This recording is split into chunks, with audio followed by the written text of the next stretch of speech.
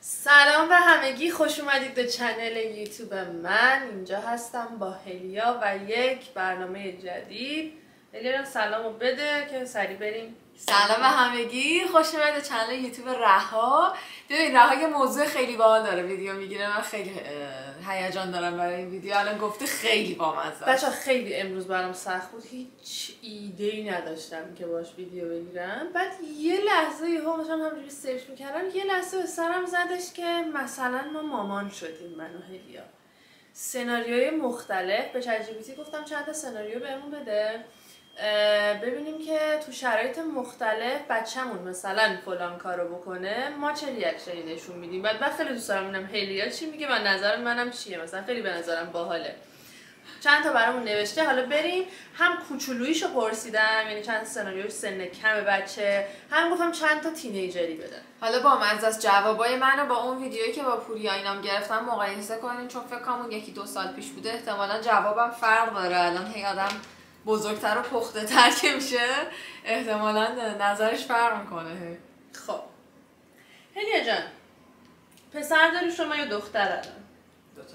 دوتا رو داری الان. خب آقا پسرت رفتین رستوران، یک رستوران شیک، همه آروم دارن شیک غذا میخورن، شروع میکنه جیغ زدن، رستوران رو میذاره رو سرش. ریاکشنت چه کاری انجام میدی برای اینکه از اون شرایط بیاری؟ بگوش بیام ببرش بیرون. بگوش بیام ببرش بیرون. من خیلی دوست ندارم این بچه آیپدیا باشه، ولی اگه بردش بیرون دیدم همچنان جیغ میزنه و یه هدفون یه آیپد، برو تو دنیا اینترنت. من اگر راستشو بخوام بگم، اولا که هنوز حس مادر بودن چون تومون نیست باز یکم فرق داره. پنیکو که میکنم شروع کنه جیغ دادن اینجوری که تو الان چون این حس مادری، یعنی مادر که میشه میدونی چجوری کنترل کنی. اولا که اون لحظه من شروع نمیکنم سرش داد زدن، چون بدتر میکنه به نظرم بچه رو. همون رو منم بلندش میکنم میبرمش بیرون. اول سعی میکنم بچم با شعور باش عزیزم، ببینم مشکلش چیه داره جیغ میزنه. مشکله اگر حل نشد متاسفم، منم میگم مامان جان الان میری بهت آیپد تو میدم بازی تو بکن، یکم دیگه میریم خونه. ببین ولی فکر کنم باید موقعیت خاصی باشه که بچه رو ببری توی یه رستوران فنسی. یعنی خب قسمت اخلاقیش اینه که وقتی میخوای بری بیرون یه جای اینجوری که آدما میخوان تو آرامش غذا بخورن، بچه نبوده. خب نرو رستوران کوک بگیری با. ولی مثلا اگه میگی مثلا یه موقعیتی بوده، مثلا خواستن یه جشنی میخواسته بگیره، مثلا حتما تو جشن نامزدی دوست تو باید میبودی اونجا، مثلا میگم که اوکی. ترجیحم اینه که برای همچین مواقعی ننی داشته باشی، زنگ میزنی میگی بچه رو، یا مثلا ننی هم تو همون رستوران باشه ببره بچه رو یه دقیقه تو تراس بیاره. این خیلی عالیه. تو پرستار میگیری اگه بچه داشتی؟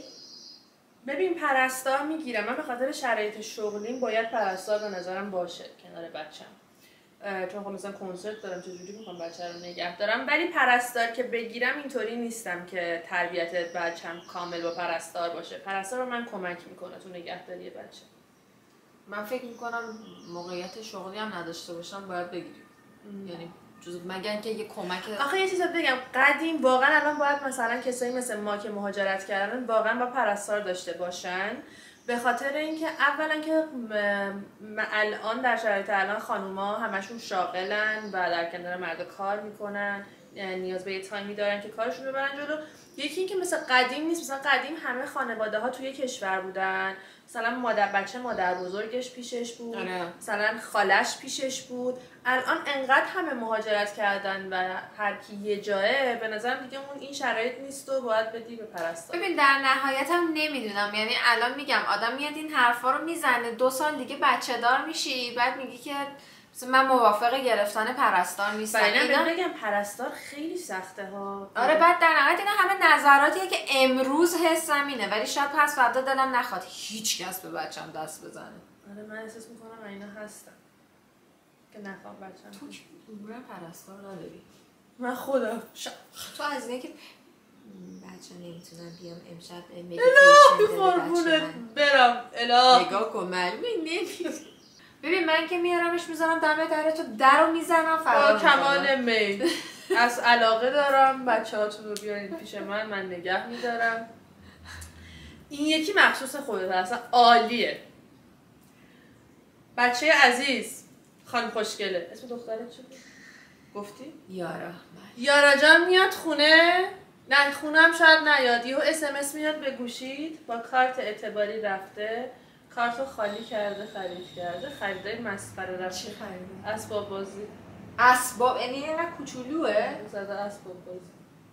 کیف خریده بود حداقل گفتم اوکیه به مادرش رفته. اسباب بازی چه جوری کارت اعتباری؟ یعنی تو سن اسباب بازی کارت اعتباری نمیدی به بچه؟ نه تینیجره رفته لباس خریده. اشکال نداره. خالی کرده. اشکال نداره. اگه سایت خودم از با هم بپوشی یه دیسیپلینی براش میام، یه قاطی میکنم ولی فرداش میذارم یه من اینقدر چشت گرفت که بخاطرش کارت منو دزدیدی بیا چشتو بگیر. ای نه نه من اگه این کارو بکنه یه ممنوعیت زمانی براش میذارم برای خرید. اولا که میگم مثلا کارت قشنگ نبود با من باید مشورت میکردی خانومم. آفرین کار درستو تو میکنی بچه من تا 1 ماه اجازه خرید نداری. همونایی که رفتی کارتو خالی کردی بفرمایید هیچی نمیتونی بخری، لیمیت. آفرین منم بعد زنگ زدم به رها بگم بیایی و درستش کن. خب هیجا جان بچت زنگ زدنم مدرسه دارا جان.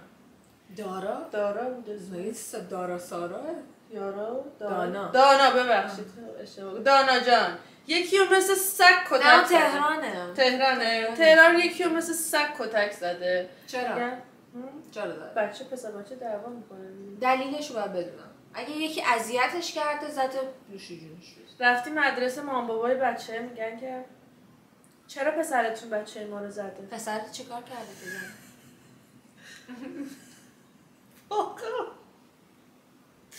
تجسم میکنم تو کروش تو مدرسه یه دعوا دیگه. نه اگه واقعا اولا که خب بهش آخه بستگی داره. ببین اگه یکی بهش زور گفته مثلا بولیش کرده تو مدرسه خوب کرده 3 تا مشت دیگه هم میزد.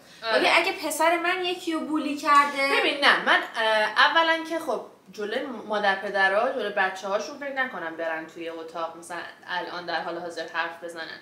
به بچم اون لحظه این حسو نمیدم من اگر حتی بولی شده باشه که مثلا جلوی چیز بگم که آفرین خوب کردی. نه من اگر بچم چون رو بولی شدن خیلی حساسم تو خونه بهش من و مخصوصا تو آمریکا یه پدیده بزرگه تو مدرسه ها و بچه هاشون اگه بولی کرده باشه کسیو یه اشاره به بچه میکنم که خودم هم بعدا 2 تا میزنم تو. آره اون چیز نیست. ولی میگم با خانواده میرم صحبت میکنم میگم مشکل بچه شما بوده، بچه شما این کارو کرده، بچه من اصلا کار اشتباهی نکرده. بعد فکر کن تو آماده تری مادرشی تا من. نه جوابای خیلی منطقی تر و قشنگ تری داری میدی. آره تو شاید بچگی علاقه به مادر شد. آره من فکر میکنم یک بار بگیره چیکار کنم. ولی نه منم ببین اگه بچه‌م یکی رو بولی کرده باشه واقعا از خشتک آویزونش میکنم چون میگم خیلی روی مسئله حساسه. آره منم بچه‌مو واقعا پدر صاحب شده میارم. آره خیلی و معذرت خواهی میکنم بهشم میگم که همین الان باید بری از اون بچه‌ها معذرت خواهی کن چون خیلی موضوع برام مهمه. آره منم با بچه‌م یه کاری میکنم دیگه تو زندگیش این کارو نکنه. یه چیزی بهش میگم مثلا بره واسه خودش. آره احتمالاً حالا اون وسط با تراپیستم مشورت میکنم که حالا تو روحیه خودشم تاثیر نذاره چون خیلی حساسم. بچه‌ها نصف چیزایی که میگم شوخیه ها. میگم بچه‌ها جدی نگیره. من بچه‌م کجا بود بدونم چیکار میکنم.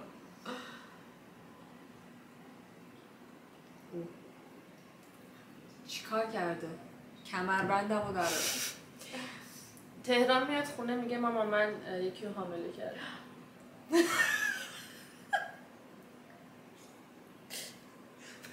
میگی مادر خوبی من تو این مورد باباش من زیر سرمم. من واقعا زیر سرمم. کیو که دیگه دختر فابریکشه. زنگ میزنم به پدر مادر اون بدبخت یه فکری با هم بکنیم. ای وای زنگ میزنی؟ معلومه زنگ میزنم. اینم که از این من با شلاق میزنم. ولی اینجا آخه انقدر فرهنگشون فرق داره. بریم از خانم بپرسیم عزیز شما میخوای نگه داری؟ بدبخت شدیم یا میخوای بندازی چیکار میخوای بکنی؟ اینا یهو تو 16 سالگی به خود تیک تاکر هست اینجا مرد 15 سالشه بچه بغلشه. تو مدرسه حامله شدم با دوست پسر. و خونه مامانشون هم زندگی میکنه با دوست پسرش هم هنوز مثلا میرن و میان. میگه هنوز جای خودمون نداریم بچه بزرگ. خیلی کالچر عجیبیه. من مهمترین چیزی که به پسرم و دخترم یاد میدم اینه که وقتی میخوان وارد رابطه یعنی رابطه شروع میکنن اینکه حواسشون به این مورد باشه. کلاس دارن نه آموزش موز میدن دستشون میگن به این صورت این کارا آره یاد میدن ولی یه سری از بچه‌ها بچن و کله خرن به اون کلاس گوش نمیدن. شاید مادر یا پدر یه ذره باهاشون حرف بزنه. پدر دیگه من که نمیتونم برم تهران جان. خب سناریو عجیبه. برو یارا جان با یه پسری دوست شده که پسر دراگ ادیکته، به مواد مخدر علاقه داره. پسره و یارا رو با شلاق میزن. تو که هر رو داری فقط میزنی. من به سافت فرنگی اعتقادی ندارم. این نسل جدید که میگن خیلی باید نرم باشی من نه من صحبت چقدر مادر آرومی. آره تو دخترت داره با یه معتاد دیت میکنه تو عشقم نه این دو سه تا دمپایی پرت میکنه. برو بابا من فر میدارم اول که میرم من اول پسره رو اول میرم در خونه پسره میگم ببین دوروبر بچم پیدات بشه تو یا پدر مادر. من به شوهرم میگم ببین بچه‌مون داره با یه معتاد دیت میکنه. آره حتما تو این شکلی تو زیر سرومی داریم با چک میزنیم تو گوشت به هوش بیای فقط فعلا. آره تو بیبی بچه‌مون با این معتاد تو گربت الان در میره بیرون 27 بار تشنج میکنی بعد بچه‌ت داره با یه معتاد دیت میکنه میگی بیبی بچه‌مون داره با یه معتاد دیت میکنه. آره راست سکته زنگ زنی نه زنگ زنی 911 با پلیس میری در خونه یارو تو. آره نه اصلا واقعا خیلی چیزه بدیه. سناریوی بدیه. نه اولا که سکته مکتهامو رد میکنم بعد بچه‌م عاشق دیگه الان عاشق معتاد است. خب باید بشینم باهاش صحبت کنم. بوردینگ اسکول برو آره. خارج برو نبینم. آره نه باهاش حرف میزنم و میبرمش تا ته ماجرا بفهمه که تهش چیه. میگم بهش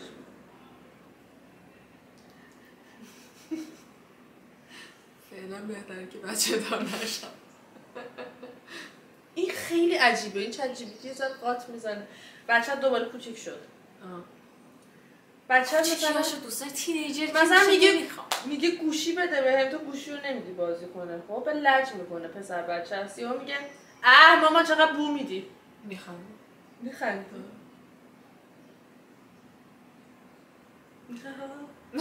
اوکی برو اسباب بازیاتو بردار گوشی نداری جلو همه میگه میخندم خودم که میدونم بو نمیدم. من اینجوریم که یه چشم مامانی میرم براش تو یه چیزی ول میدی تو صورت نمیدم باید میریم خونه بیا اینجا مامان بیا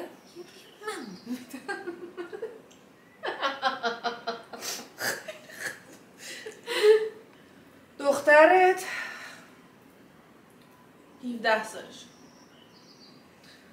خب 17 نه 16 سالش. بزنم من چند سالم من اگه 2 سالی که بچه داشتم 31 سالم 32 به دنیا میاد. گفتی چند سالشه؟ 16 48 سالمه.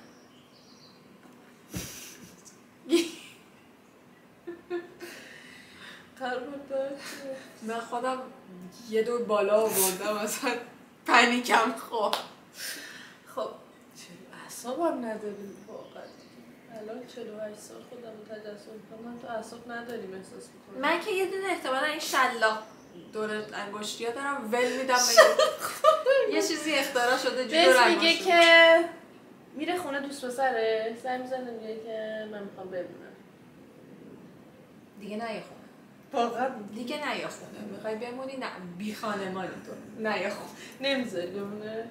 کی میذاری بمونه خونه دوست پسرش؟ هیچ. آره احساس میکنم اصلا میذاری بچت بمونه خونه دوست داشت؟ من با اینکه خونه همه موندم، مامانم خیلی اوکی بود با این داستان، ولی به نظرم دوره‌ای که من بزرگ شدم خیلی فرق داشت و کشوری که ما بزرگ شدیم. آره منم همین بودم. آدما خیلی تو چارچوب ترن تو ایران. اینجا آدما عوضیان. نه جدی، مثلا این فیلم‌ها رو می‌بینی مثلا یهو بچه مثلا همسایه‌شون که هر روز میرفته پیشش به بچه ریپ کرده، چال کرده تو حیاط. خب من نمیذارم بره جایی. وای. یه چیز عجیب تر، خیلی چیز سناریویی داره مغزم میگه این چرت و پرته. بالا داری چیکار میکنی تو اتاقت؟ داری مدیتیشن میکنی، میبینی صدا از بچت نمیاد. میای پایین میبینی یواشکی داره فیلمای مستعجل نگاه میکنه. چیکار میکنی؟ ازش خواهش میکنم که قطع کنه. چند سالشه؟ اونم بلوغ جنسی رسیده یا نه؟ نه.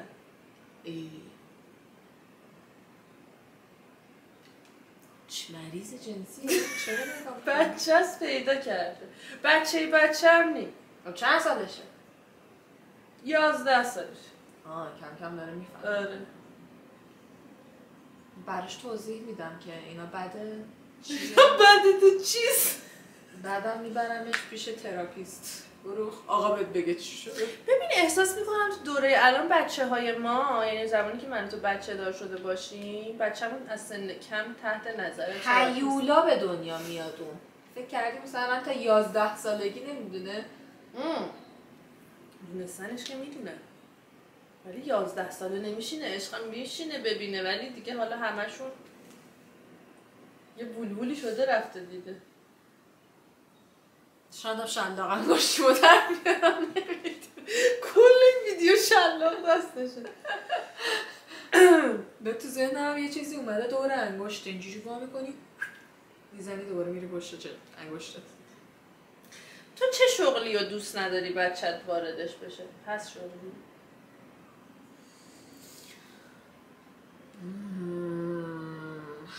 به جز شغلای حالا خیلی بد. پلیس دوست دارم بشه، آتش نشان. آفرین منم همینه. من پارتنرم هم حتی دوست ندارم شغلای اینطوری. آره دوست ندارم باش نگرانش باشه. استرس. آره.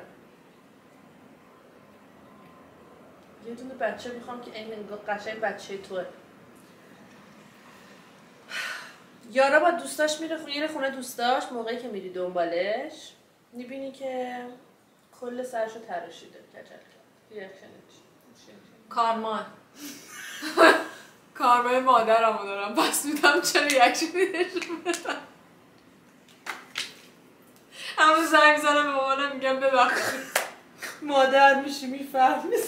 مامان ببخشید که وقتی در رو با کردی موهای تا کمرم رو منم هیچی نمیگم به بچم. میگم قشنگ شدی. آره نه من رو مو حساس نیستم. چرا اینجوری شدی مامان؟ چیزی شده به من بگو. آره. خب پسرت به دوست دخترش خیانت میکنه. بعد چیکار میکنه؟ شلاق. نه ولی واقعا میشینم باش حرف میزنم میگم که من دوست دارم که برای بچه‌هام یه ابهتی داشته باشم. یعنی در این حال که خیلی با هم صمیمیان ولی یه حد و مرزی با هم داشته باشیم که وقتی که یه همچین اتفاقاتی بخواد بیفته، مثلا وقتی بهش میگم که دیگه برات احترام قائل نیستم یا مثلا دیگه پیش من مثلا دیگه اون چیزو نداری، اون مرتبه رو نداری، مثلا خیلی حرف بزرگی براش باشه میدونی، یا بره تو خودش. برای همین مثلا دوستم یه جوری تربیتش کنم که وقتی بهش مثلا اگر خیانت کنه مثلا بگم که مثلا دیگه بهت افتخار نمی‌کنم، برام آدم محترمی نیستی، مثلا دیگه به عنوان یه شخص برات ارزش قائل نیستم و برو فکر کن ببین که چی شد تو آدم بدی شدی. منم برام فکر کنم کجای تربیتم باعث شد تو همچین کاری بکنی.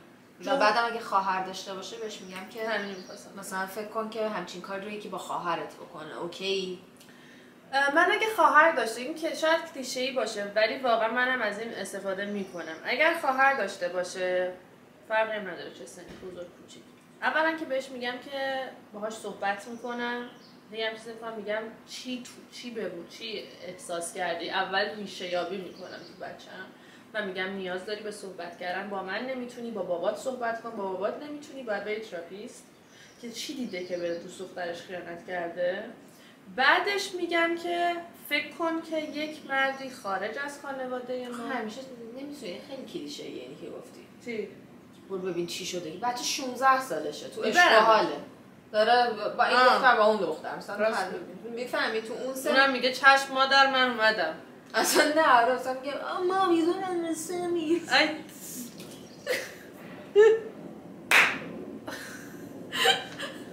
فوش ترکی میدم بهش. تو خونه تو فارسی حرف بزنه بچه؟ نه انگلیسی حرف بزنه؟ ببین تو خونم نباید انگلیسی، باید بچه من خب ایران به دنیا انشالله بچم ایران آزاد باشه، ایرانم بره، ولی تو خونه یه جوری حرف میزنم ایرانی بلد باشه. من تو خونه مجبورش میکنم فارسی حرف بزنه. آره محیط اطراف راست میگی، منم میگم ایرانی حرف بزنه. بگی مامی واسه دوباره شلاق انگشت. آره پسرم یه مامی دادم دوستم بگه من واقعا فوش ترکی میدم بهش.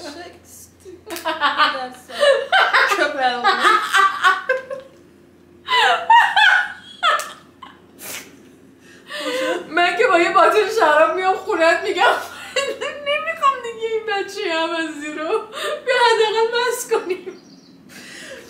نه بعدش هم آره میگم وای گربه هم انقدر اذیتم میکنن. یه گربه داشتم یه موقعی اونجا خواب بود کو. نه منم بهش میگم فکر کن بابات با من این کارو بکنه، دوست داری؟ آره بابات با منم بکنه قشنگ. خاک بر سرت. نه که حالا شخصیتش آشغال کلام به جایتون بچه‌م نمیگم. نه من بعدش بهش میگم که همین الان زنگ بزن عذرخواهی کن براش. اگر این دختر این خانمو نمیخوای عزیزم، اگه میخوای بهش خیانت کنی سریعا تکلیف رابطت رو روشن کن. بچه بعدم بهش میگم من نمیخوام یه عوضی بار بیارم. همین الان به من گفت عوضی نباش. تنها کاری که میتونی برای من بکنی تو زندگیت عوضی. الان بابا دیگه برات نه احترامی قائلم نه ارزشی، تمومی.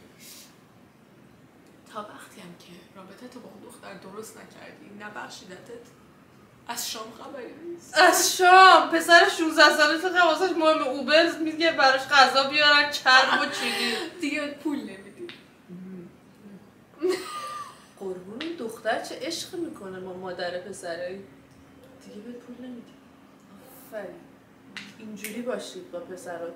من مامانم این جمله رو یه بار به حسین گفت. یه دختره بود، حسین مثلا تازه دانشجو شده بود، با حسین دوست بود و اینا. بعد زنگ زد به ما گریه که حسین با من به هم زده، خیانت هم نکرد به هم زده. و بعد مامانم زنگ زد به حسین قشنگ ما داشتیم پیاده روی می‌کردیم، گفت دوست داری یکی با هلیه این کارو بکنه؟ الان که هلیه کوچولوئه ولی دوست داری یکی هم اینجوری قلب خواهرتو بشکنه؟ مثلا زنگ زد مثلا توضیح داد. آره با بهتر با طرف به هم زد.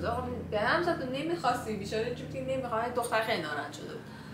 ولی آره یادم مامانم این کارو کرد. آره به نظر من واقعا باید یه جوری با پسراشون رفتارشون. بعدی خوشحالی؟ خیلی باحاله. خب بعدی چیه عزیز دل؟ حالا من یاد به تو میگم. بفرمایید. نشستی یهو میبینی که مثلا کم کم احساس کردی که پسرت چند وقته. پسرت اسمش چیه؟ پسرم اسم نداره، دخترم اسم داره. دخترت اسمش چیه؟ نفس یکم رفتاراش عوض شده، یکم رپی شده. خب جان به مادرش رفت. یهو میاد میبینی که کلا استایل رو عوض کرده، کلا کپ پوشه، یه تیشرت پوشه، میگه که مامان من میدونم تو خواننده بودی و اینا، چرا من هستی هنوز میدونم، یه دمو برات میذارم. دمو رو میذاره من دوستم کف تهران داره رپ میکنه. چیکار میکنه؟ رپش هم تعریفی نداره ولی خیلی فازشو داره.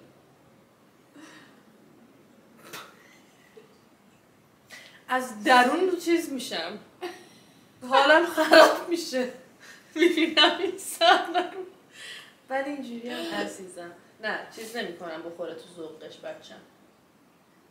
میگم خیلی چند سالشه؟ 15 سالشه. بزرگم از کوچیک نیست. دوستم راه تو رو برم همون سیستم یکم چوی حرف میزنم. اختصاص سنشه درست میشه. هم میگم خیلی زیباست مادر جان. همینجوری نگاه میکنم. میخوام مدرسه نرم و موزیک کار کنم. دیگه داری زیادی صحبت میکنی نفس جان عزیزم. نه بگم میخوام موسیقی یادم بدم مینویسمش جایی که موسیقی بهش درس، کاری که مامانم اینه بابا کرده، ولی این حرکت رپیشو کاری نمیتونم بکنم دیگه. دیگه بالش من میدارم توش گریه میکنم. منم میرم تو اتاق گریه رو میکنم. منم به گروشی و تقصیر تو این درست کنی. ببین معمولا بچه کسایی که مثلا حالا شغلشون مثلا آرتیستن، خوانندن، هنرپیشن، درصد کمی پیش میاد که راه خانواده رو بره. ببین بچه‌های من نردتر از اون یکی که دکتره. بعد از همیشه اینو میگم. خانم عزیز هلی نشسته. عزیز دلم شما شغل بچه‌هاتو انتخاب نمی‌کنید. باشه حالا ولی من مطمئنم دکتره. خب هلی نشسته یه کت شلوار پلنگی هم پوشیدم با لاک‌های قرمز. زیرش هم پلنگی اینا نشستم. یو تهران از در میاد تو میگم دکتر اومد. رحم هات مشکل داشت بده که نگاه برات بکنم. تهران بیا مامان یه لحظه. خاله جان این پای منو که یادت رفتم دکتر ایتالیا دکتر برنچسکا این هنو خوب نشده خاله. چیکار فکر کنم دکتر خوب نه از اولم با هم اومدم پیش خودت. جان مادر آره تو رو خدا یه دارو مارو. بعد تو این دوست جدید میگی همسایه جدیدمه هلیه جان این ماریا هستش. ماریا جون یا میگم مادر دکتر هستم.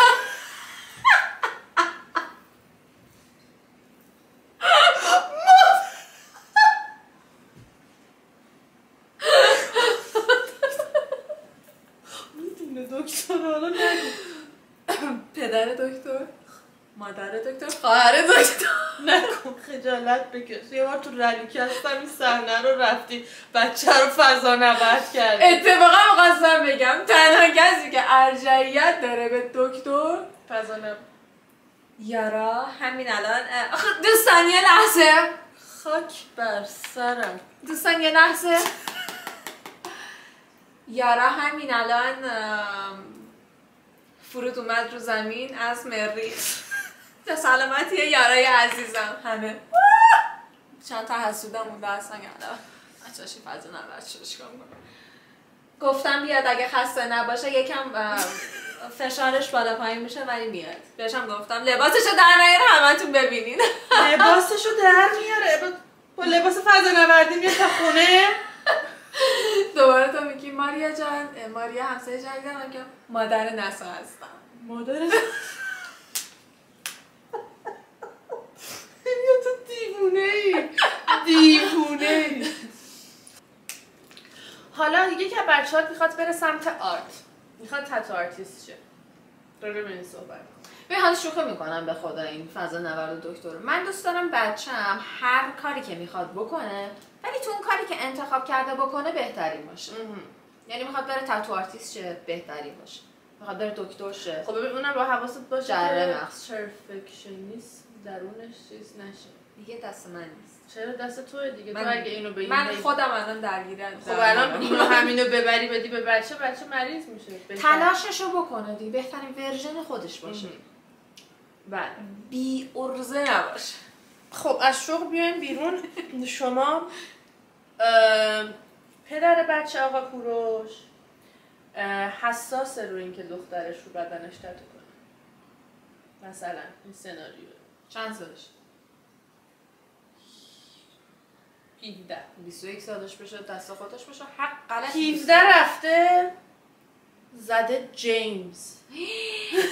وای اینجا دست زده جیمز. منو بستری کن.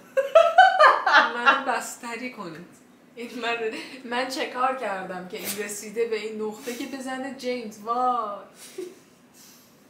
همونو فرداش وقت میگیرم بره پاک کنم خیلی درد به داره. جهنم. آره من خودش و جیمزم با هم آتیش میزنه. اون رفته تتو کرده جیمز بدبخت. تو چیکار داری؟ خوشم میبرم شه دکتر میگم دیوانه است. یه کاری براش بکن تو رو خود نجاتش بده. منم که طبق معمول زیر سر باید چیز شم. یه دکتر خانوادگی باید سریعا برای خودم حامله شدم پیدا. تو باید بچه رو نرد بار بیاری. همیشه یعنی چی بچه رو من باید نرد بار بیارم؟ بچه تو نرد میشه. عشقم بچه من نرد نمیشه. بچه تو نرد میشه. بشه بهتر. نسا دکتر. نه بچه های تو بچه خودتم چرا نرد کرده؟ بچه من یکیشون آرتیسته اون یکی نرد داره. یه نرد دارم عزیزم تو نمیتونی بگی چی کاره میشه. ای جان مادر یه فوتبالیستم دوست دارم. وای کوروش که اصلا الان میگه بچه رو بریم بارسلونا. بچه رو بریم بارسلونا مدرسه فوتبال میگه کل خانواده رو باید جابجا کنیم که یکی اینا فوتبالیست شه. باید بریم سفر. پسرم بازی داره. خیلی حال میده. بدبخت دو تا پسر میاریم فوتبالیست. ای جان خیلی حال میده. ما هفته دیگه مادر فوتبالیست. خب ما به اندازه کافی دیوونه شدیم. 3-4 تا باید بیارم که یکی از این مادرها رو بتونم نشان بده. یکی اون وسط یه دونش خوب بار بیاد من اوکیم. بقیه‌اش بدن الواتی. ای جان. خب ببندیم این موضوع رو. زیاد رفتیم تو رویا. قسمت 2 هم باید بگیریم. من خیلی خوشم اومد منم توی این ویدیو. مرسی که تا اینجا این ویدیو رو دنبال کردین.